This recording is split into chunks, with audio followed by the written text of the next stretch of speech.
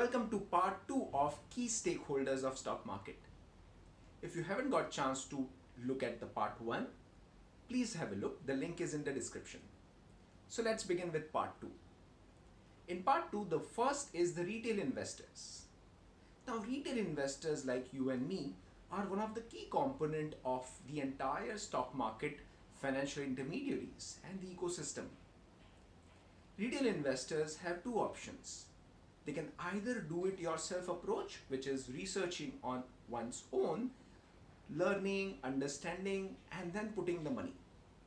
We really encourage do it yourself approach, but with proper education and research.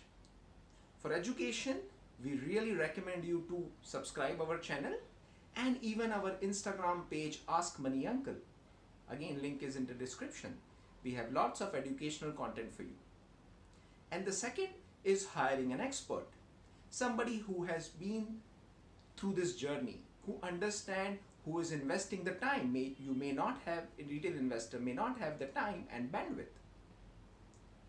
So in that, MoneyUncle can help. It's a stock market idea sharing platform connecting traders and investors with top experts. You can visit the website and sign up for early access. Now this is about the retail investors. The second is the non-resident Indians or NRIs. Can NRI invest in stock markets? The answer is yes. But they have to follow the guidelines of FEMA Act, which is Foreign Exchange Management Act. NRIs cannot trade or do intraday, but they can definitely take delivery of the shares. The number third player is the domestic institutional investors. The domestic institutional investors are like mutual fund companies, insurance companies, pension funds, banking and financial services companies. Some of the examples are like HDFC Mutual Fund, ICICI Mutual Fund, or let's say HDFC Life Insurance, Nippon Life Insurance. We can even consider all the major banks and LIC. You got the hint. So domestic institutional investors can invest money of their own clients. Now they do usually buy in the bulk orders, so their volumes are very significant for us as a retail investors. The large selling from the DII, and also will come to FII shortly, can really impact market in both ways, either going up or going down. Now the fourth is the FIIs, which is foreign institutional investors.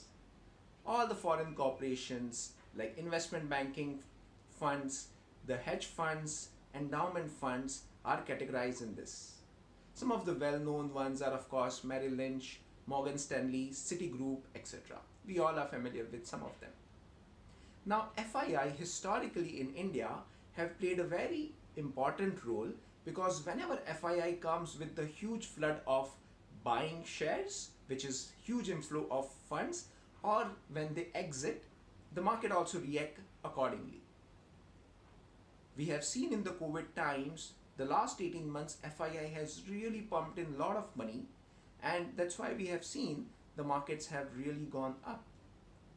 So the actions of DII and the FII, the buying and the selling data, is important metric for retail investors to track, so that they can take advantages of that. If FIIs and DIIs are selling, then one can take their decisions accordingly. Now this was the part 2. We hope you liked it. Stay tuned for part 3. Thank you.